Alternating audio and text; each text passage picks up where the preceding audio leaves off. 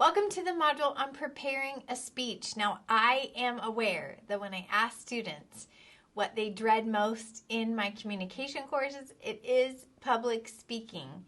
It's a little different when we're doing it online, so we'll get into the nuances of that. But I want to jump into just the preparation part of the process. So let's get started. A is how your alphabet starts, and it's also how we start a presentation. We begin by analyzing our audience. We have to ask ourselves, who am I talking to? My guess is that if something happened on Friday night or you were trying to share your future plan with someone, it would sound different when you shared it with your best friend as opposed to maybe your mom or your grandmother.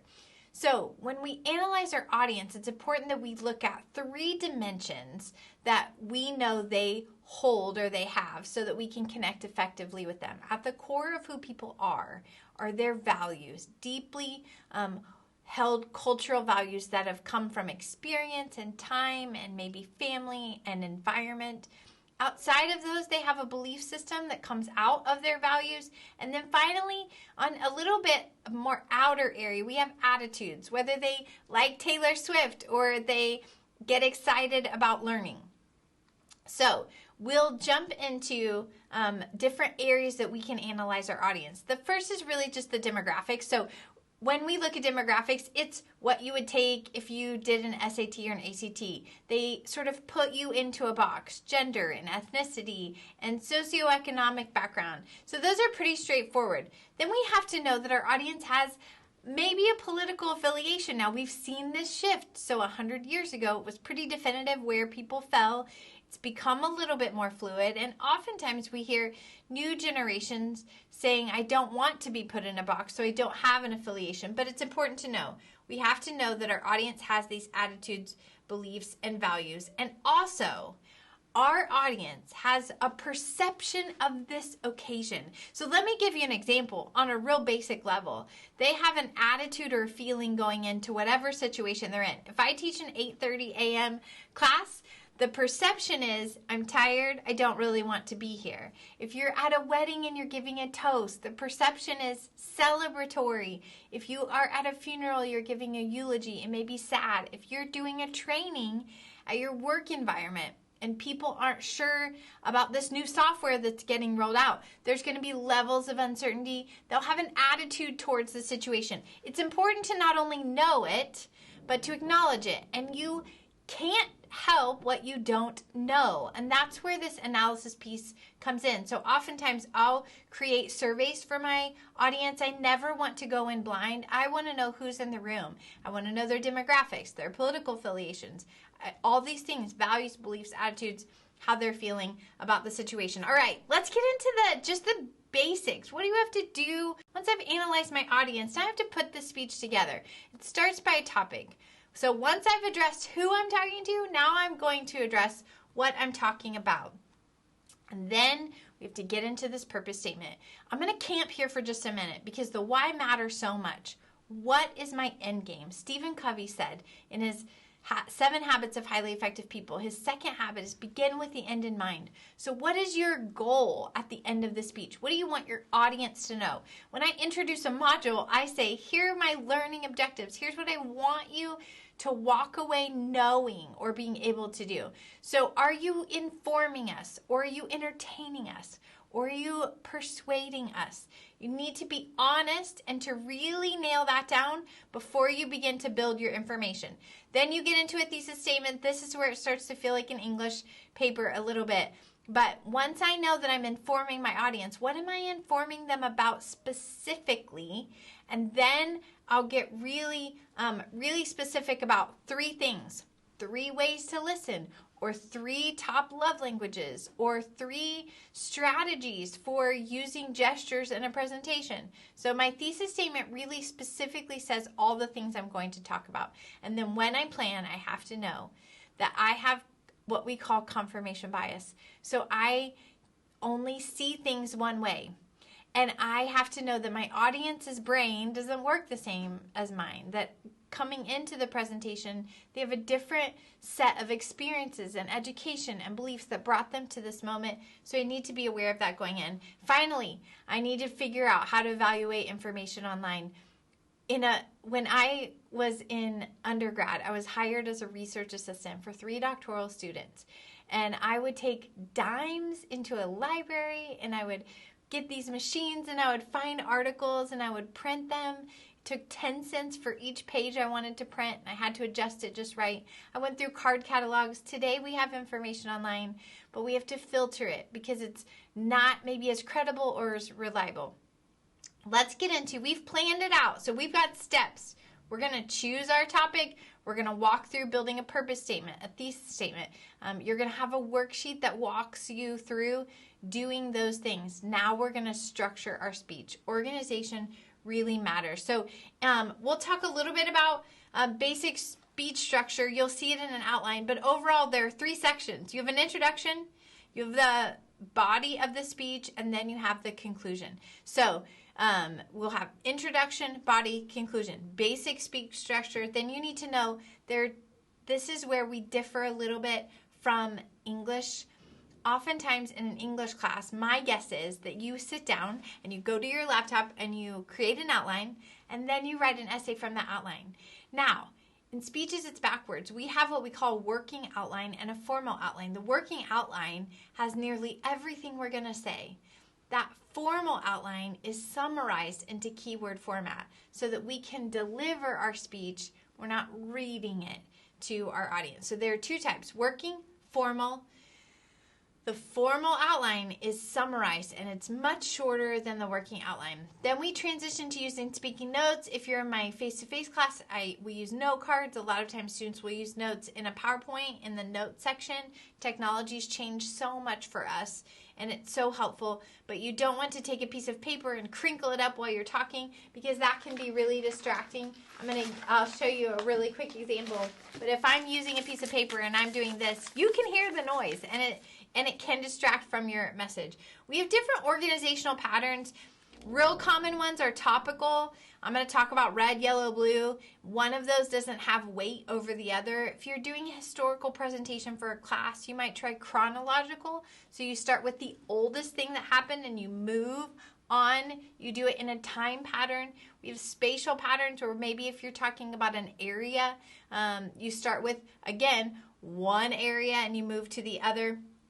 But there are different types. Most of you for this class will use topical. All right, let's jump in and we'll shift gears. We're going to talk about these introductions and conclusions. Now, here's what I want you to know. If you're taking notes, I want you to write this down. And I want you to know this so well. First impressions matter so much. I post this picture of a package because you want to intrigue your audience to be ready to open what you're going to say, to be open to receive what you're going to say. So put a lot of thought into your opening, because they'll decide really quickly if they're going to listen to the rest of what you're going to say. Job number 1. So I want you to write these down, number them, but this is the job of your introduction, to capture their attention. There are going to be different kinds of attention getters you'll use. Your textbook goes into depth with those, but it's important that you work really hard not to say, "Hi, my name is Jane, and I'm going to talk about blank." You want to really work to be creative with your attention getter. Second job is to preview your main points. You're going to tell your audience, here's where we're going today. Here are the 3 things we're going to learn, so that they mentally can hold that information and follow along. When you give them your main points, it's like you're organizing all this information. You have a bunch of stuff in a room. And imagine I handed you 3 boxes. Here, this box is for throwing away, this box is for keeping, this box is for donating. I'm going to hand you the 3 boxes, and then as I bring stuff, you can put it in those boxes. That's kind of what you do when you preview your main points. You're also setting the tone. So you're setting the tone for the entire presentation. When you're excited, and when you're enthusiastic, or when you're funny, or when you're somber, it sets the tone for the rest of your message. It's important that you demonstrate the importance of what you're saying. You say, I didn't just draw a topic out of a hat. I really wanted to share information that I think matters so very much. So stay with me. I want to make sure that you get this information. And when I feel like what I'm saying matters and it's helpful, it will come out through my tone, through my posture. Finally, I want to establish credibility with my audience. I want to make eye contact. I want them to know I've researched the information. I want to give them good, credible information. I don't want it to feel like this is a conversation where I'm just sharing my opinions. All right, let's jump in. Attention getters. Now I have a list for you. I'm going to just kind of breeze through these, but I wanted to share with you real quickly my favorite one. I often will give students in my public speaking 4 or 5 options, but I love this metaphor of the car. You're trying to invite someone mentally to go for a ride with you, and your attention getter is how you get them in the car. So you can refer to the audience to say, hey, we're so glad you're all here. You can refer to the occasion. We're gathered to celebrate this couple, or we're gathered to honor a person, or we're gathered to learn, right? You can also talk about all of you are here maybe to learn to be a better teacher. You're here to learn safety. You can talk about why they're there. You can also reference something that's familiar. Maybe if I open to a crowd and I'm in Chicago, I'm going to talk about the Bears playing that weekend. And a couple really great ones are starting with a fact or an opinion. 1 in 3 people will experience some form of cancer in their lifetime. Maybe I'm going to give them some information on how to prevent cancer. I might ask a question. How many of you showed up nervous today? How many of you had a rough commute? My favorite one is an anecdote or a story. If you were to watch 100 TED Talks, at least 70 of them will open with a story. It is a really powerful way to open people's minds, to invite them to come for a ride with you.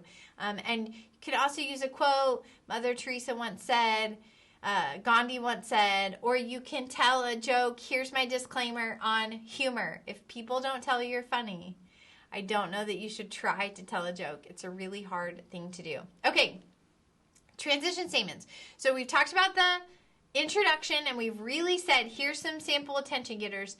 One of the things that takes a speech from good to great are transition statements. If you pay attention to your iPhone, you'll see that they have updated the map so that instead of saying turn right in 4.7 miles, it will give you little cues along the way. Not this light, the next one. Stay in the second or third lane. It's guiding you through because your attention span is decreasing. In a presentation, you need to be transitioning your audience and telling them where we're headed next, where we've been, so that you keep them focused, keep them in the car. So now that we've talked about this, we're moving on to this. Between every major point, there should be a verbal transition statement. Great presenters will transition their body, so they'll walk across a room and say, now that we've established this, I'd like to talk about this next thing. And then they will move around the room and go back again. But their body will transition, but their words should always transition. So it's important for organization, keeps your audience focused.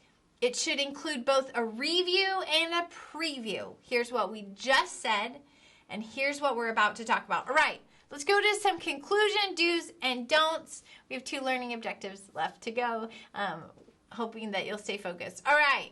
Summarize your main points. When you get to the end, your conclusion, in all honesty, is an upside-down version of your introduction. This is what I tell my public speaking students. Say, here's the things we've talked about today.